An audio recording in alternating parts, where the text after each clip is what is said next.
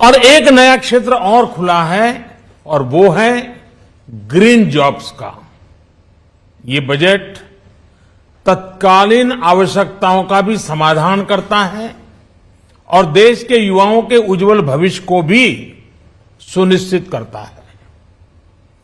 ये पिछले कुछ घंटों से देख रहा हूं जिस प्रकार से इस बजट का हर क्षेत्र में स्वागत हुआ है, सामान्य मानवी की जो सकारात्मक प्रतिक्रिया आई है उसने जनता जनार्दन की सेवा का हमारा उत्साह अनेक गुना बढ़ा दिया है।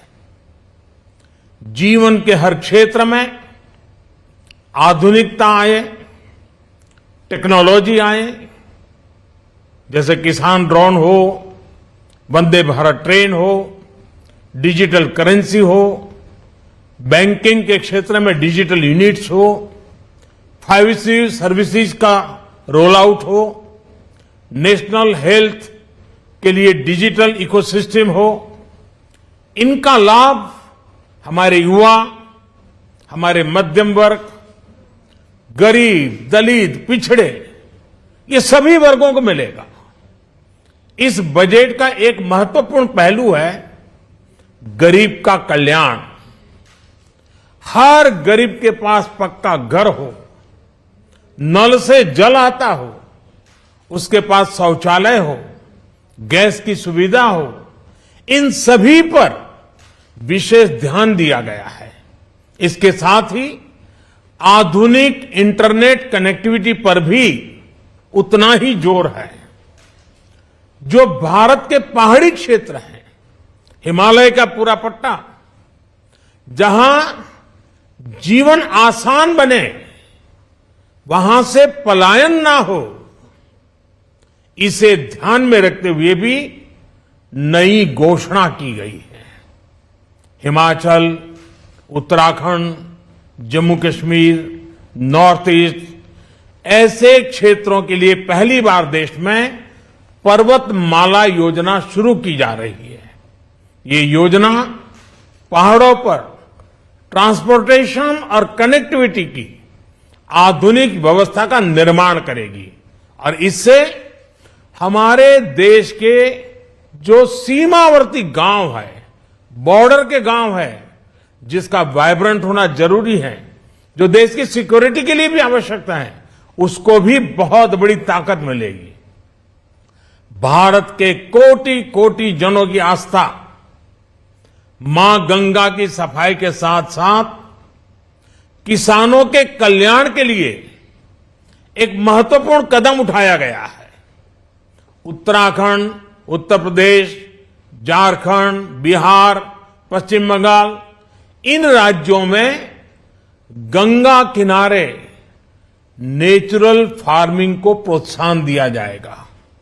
इससे मां गंगा की सफाई का जो अभियान है, उसमें मां गंगा को केमिकल मुक्त करने में भी बहुत बड़ी मदद मिलेगी। बजट के प्रावधान यह सुनिश्चित करने वाले हैं कि कृषि लाभप्रद हो, इसमें नए अवसर हो, नए एग्रीकल्चर स्टार्टअप्स को प्रोत्साहन देने के लिए विशेष फंड हो या फिर फूड प्रोसेसिंग उद्योग के लिए नया पैकेज। इससे किसानों की आय बढ़ाने में बहुत मदद मिलेगी।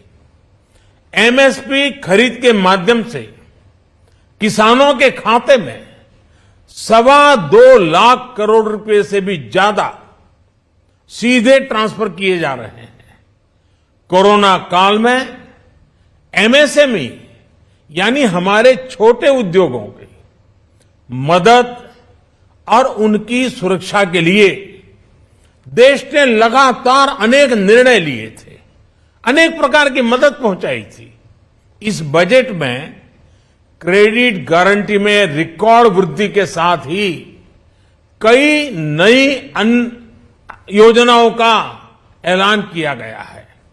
डिफेंस के कैपिटल बजट का 68% डोमेस्टिक इंडस्ट्री को रिजर्व करने का भी बड़ा लाभ भारत के एमएसएमई सेक्टर को मिलेगा।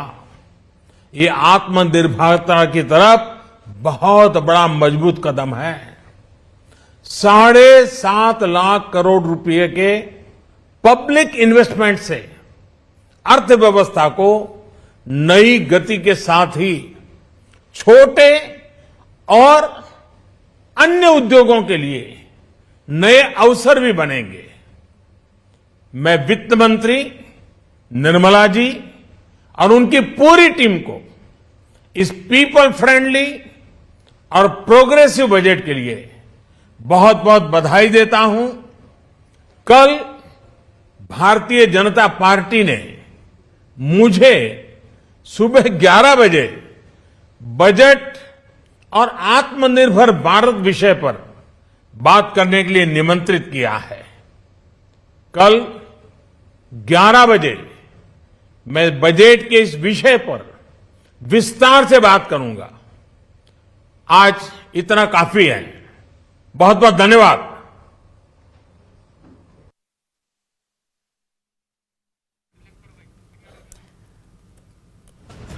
तो ये बड़ी बातें पीएम ने बताई हैं। उन्होंने कहा कि 100 गति शक्ति टर्मिनल बनाए जाएंगे और इस बजट में कई तरह की अहम बातें, यानी कि पीपल फ्रेंडली बजट की बात पीएम के द्वारा की गई। 25,000 किलोमीटर तक एनएच का विस्तार किया जाएगा। 2023 मोटा अनाज वर्ष के तौर पर घोषित किया गया है। साथ ही साथ नौकरी की बात करें तो नौकरी के लिए नए अवसर मिलेंगे। गांव-गांव तक इंटरनेट पहुंचेगा।